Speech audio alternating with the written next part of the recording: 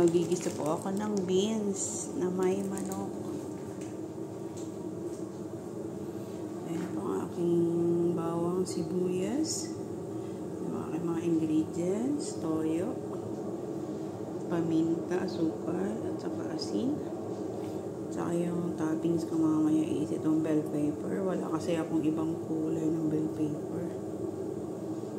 Tara guys, luto na tayo.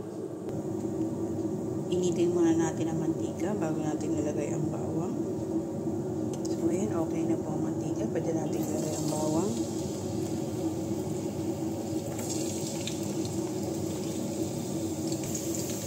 Ito na, ginigisa na natin ang bawang.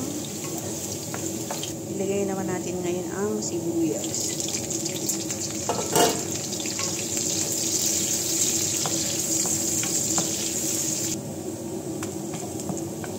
Yan, pwede na natin ilagay ang manok.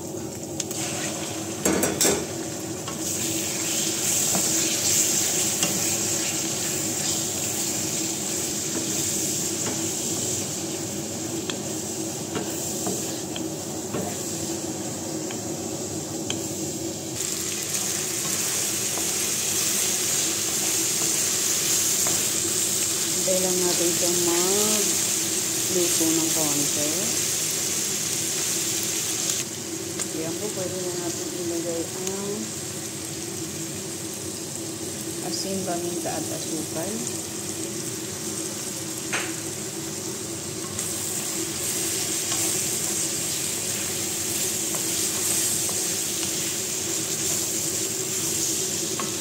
Ang bango.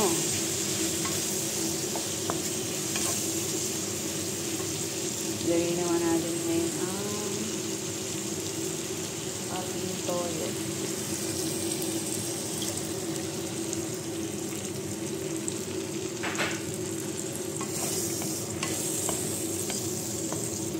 Ang bango ng amoy.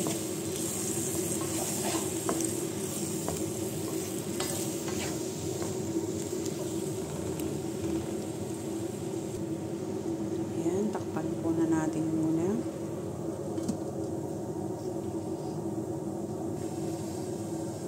After 2 minutes, pwede na natin siya ulit buksan. Lagyan na natin yung ating lagyan na lang yung ating beans. Ang bango. Ayan, medyo marami yung beans.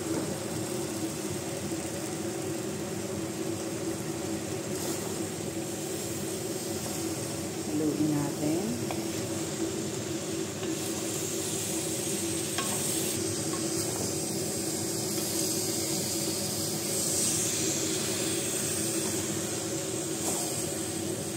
Ayan, halo na natin.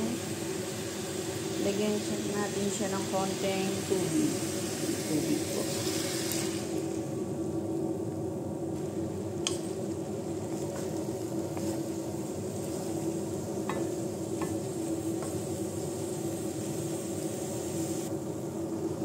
Takpan po ulit natin.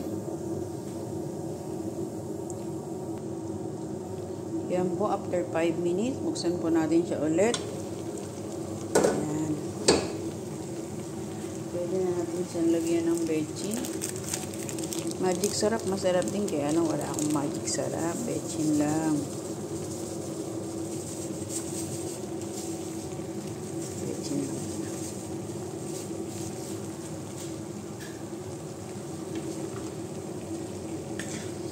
Ang bango. Naamoy mo talaga yung bango ng aking niluluto.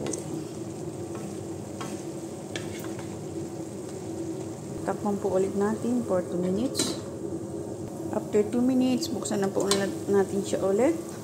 Ayan. Wow, ang bango-bango naman. Pinoy na Pinoy. Pwede na natin ilagay yung ating toppings na bell pepper. Ganda sana nito kung may kulay to eh. Kaso wala kaming ibang kulay ng bell pepper. Yan lang po.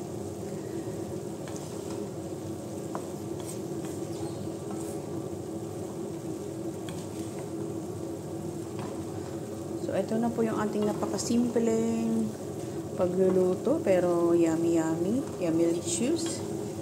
Yan po ang beans na may manok. Thank you guys for watching. Done cooking na po. Luto na siya, ready to serve. Thank you for watching my video.